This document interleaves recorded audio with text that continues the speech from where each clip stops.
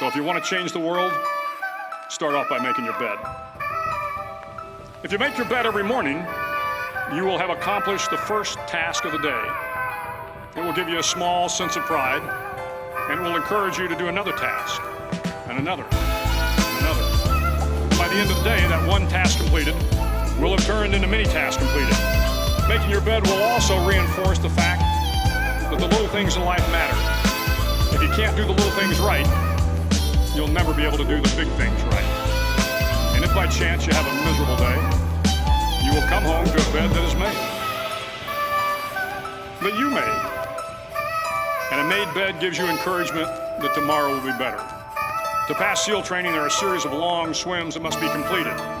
One is the night swim.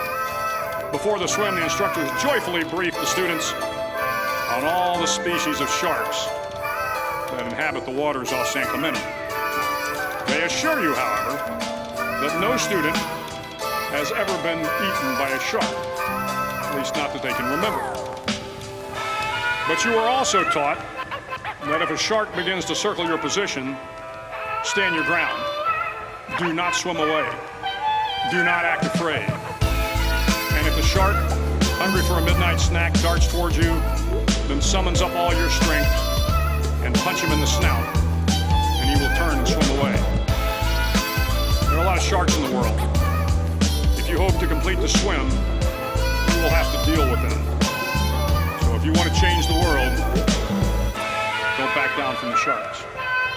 Over a few weeks of difficult training, my SEAL class, which started with 150 men, was down to just 42. There were now 6 boat crews of 7 men each. I was in the boat with the tall guys, but the best boat crew we had was made up of the little guys, the Munchkin crew, we call them. No one was over 5'5". The Munchkin boat crew had 1 American Indian, 1 African American, 1 Polish American, 1 Greek American, 1 Italian American, and 2 tough kids from the Midwest. They out-paddled, outran, and outswam all the other boat crews. The big men in the other boat crews would always make good-natured fun of the tiny little flippers the Munchkins put on their tiny little feet prior to every swim. But somehow these little guys, from every corner of the nation and the world, always had the last laugh, swimming faster than everyone and reaching the shore long before the rest of us. SEAL training was a great equalizer. Nothing mattered but your will to succeed, not your color, not your ethnic background, not your education, not your social status. If you want to change the world, measure a person by the size of their heart, not by the size of their flippers. The 9th week of training is referred to as Hell Week. It is 6 days of no sleep, constant physical and mental harassment, and 1 special day at the Mud Flats. The Mud Flats are an area between San Diego and Tijuana where the water runs off and creates the Tijuana Sloughs, a swampy patch of terrain where the mud will engulf you. It is on Wednesday of Hell Week that you paddle down to the Mud Flats and spend the next 15 hours trying to survive the freezing cold, the howling wind, and the incessant pressure to quit from the instructors. As the sun began to set that Wednesday evening, my training class, having committed some egregious infraction of the rules, was ordered into the mud. The mud consumed each man till there was nothing visible but our heads. The instructors told us we could leave the mud if only 5 men would quit. Only 5 men, just 5 men, and we could get out of the oppressive cold. Looking around the mud flat, it was apparent that some students were about to give up.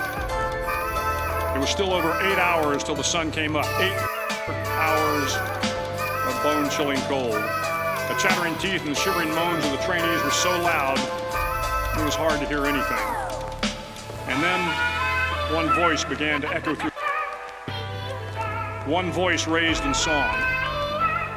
The song was terribly out of tune, but sung with great enthusiasm.